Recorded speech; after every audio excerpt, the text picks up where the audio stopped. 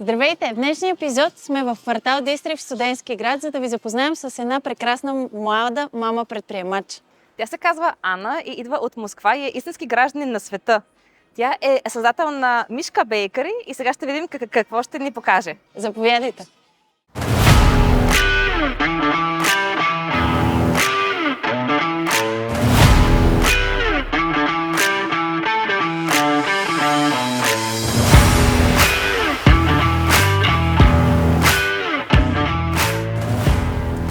Казвам се Ана, на 27 години съм, родена и израснала в Русия, но живея сега в София, България.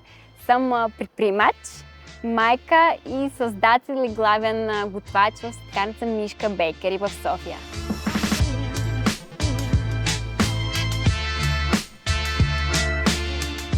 От доста години, така да кажем, съм посещавала България, като цяло много ми харесвала. Сандански до място, в което съм почти, така да кажем, израснала, което ми излекувало, защото съм била болна с астма и оттам нататък започнало моето приключение в България. Дошла съм тук да уча готварство, след това влюбих и се останах за по-дълго време. Малко се попутешествах по чужбини, по различни страни, но най-накрая си реших да се завърна тук, защото наистина за мен това България и София допринася усещане на дома и реших, че това е комфорт. Моя личен и искам да съм тук. За мен Мишка Бейкъри е усещане на уюта и дома. Аз, както разказах, всички нашите гости, които идват, получават една кутийка, на която може да забележите нашите герои, меченце и зайче. Това е олицетворение на уют, на къща. Това е моята лична мечка, която баща ми подари, когато съм била много малка. Оттам тя е срисована вече от професионалист. Тя винаги пътувала с мен и била навсякъде с мен. Затова аз поисках тази мечка да олицетворява нещо повече. Мишка Бейкъри, сега мога да го нарека, е иновативно нещо, което е в България, в София. Ние сме първи, който правим фаткарончета. Това е корейски вид макарон. Голям, много по-голям от стандартни, с много пухкав разбит пълнеж. Точно това, когато вие правите тази хапка, това нещо е супер меко, супер нежно и въздушно. Това е нашата номер едно, така да кажем, иновация. Второ нещо е нашата бенто тортички, които сега са супер нали, вървящи и популярни. Това е една супер мъничка торта, ето такава 10 см, перфектна за 2-3 човека, на която можем да нарисуваме каквото и да е, на какво, нали, може, на каквото способна вашата фантазия, така да го кажем. И да, и сме ги правим за вашите специални, за поводи на нашите гости. Да, всяка една е уникална в такава малка къщичка. Това е нещо, което отличава, може би, нас от всички други. Това са нашите уникални неща. От доста години това е била винаги моята мечта. Не била толкова подкрепена преди да съм готвач или сладкар, но все пак винаги имах стремеж, имах вдъхновение да правя нещо с ръце, да създавам, нали, уникални неща. Когато се влюбих в това нещо като макарон, когато се влюбих в това нещо като бенто тортичка, съм се казала, че искам да създам сладкарница не просто така, защото искам и го правя хубаво. Не. Искам човек, който идва в моята сладкарничка, прави своята хапка, нали, затваря очи. Ето, точно за този момент реших да отворя сладкарница, когато вие свършвате тази хапка и вашите очи за мен говорят всичко. Не ми е нужно каквито и да е, нали, думи.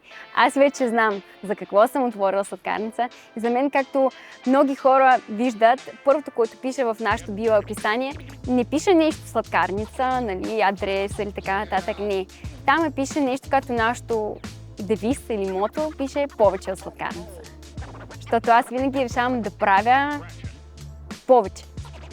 И да. И няма да спра. Първо нещо, може би, така да кажем, е време. Защото няма го.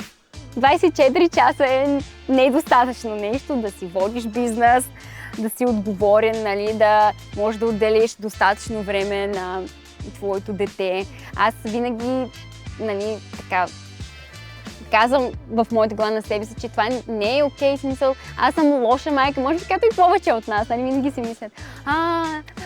Аз не съм обърнала внимание на нея днес, не съм дала и такова нещо, защото съм имала 10 000 други задачи.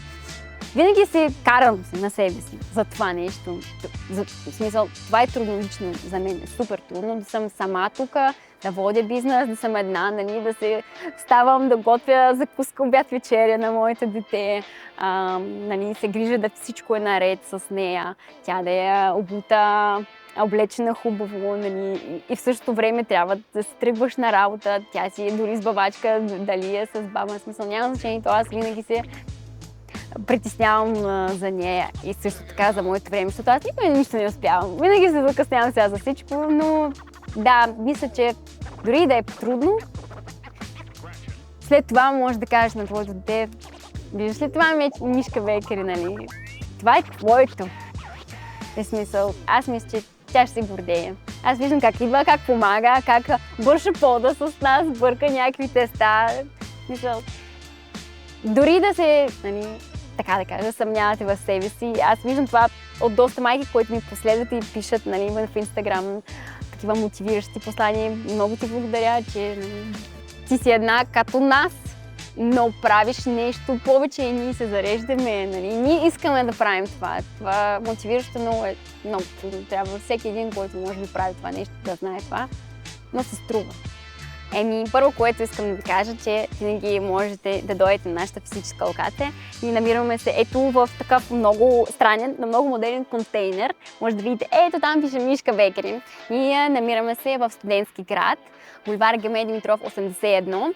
Това нещо се нарича квартал Дистрикт и ние сме част от него.